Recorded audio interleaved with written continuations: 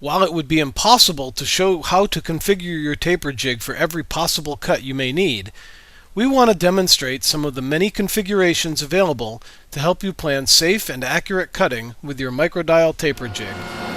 For larger pieces, keep it simple.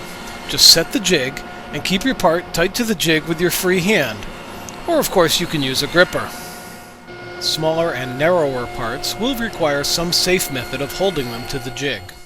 While the pusher foot at the back of the jig will guide the part across the blade, it also needs to be kept on the table and against the jig edge.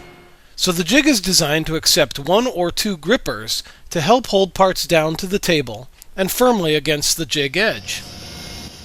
The grippers can be positioned along the length of the jig as needed. Cutting tapers means that the line of the cut relative to the jig and accessories will change as the setup passes the blade. Always be sure to check the entire length of the line to be cut. If needed, you can use the adjustable spacer on the far side of the blade for stability. Thicker parts, like table legs, may even require additional spacer blocks.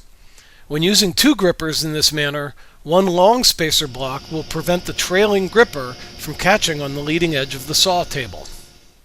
The size or the angle of your cut may require that you move or even remove the center leg to avoid damaging the gripper. The outer leg may be removed as well.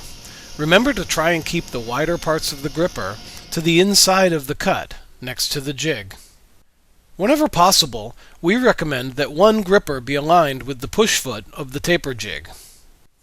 Adding a hook plate to the trailing edge of the gripper can assist in pushing the off-fall wedge past the blade so it doesn't kick back. The taper jig features molded-in keyholes in several locations to maximize its flexibility. These can be used for adding an extended rip fence edge for longer parts, or to fit a wide plate with sandpaper on the bottom of it to control pieces that the jig covers during the cut. And some are positioned to screw the jig to a very rough part for complete control.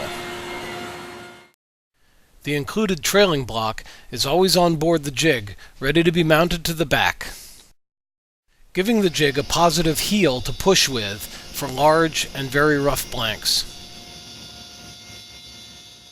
Your MICRODIAL taper jig has been carefully designed to allow you as much flexibility as possible for setting up whatever cut you need to make.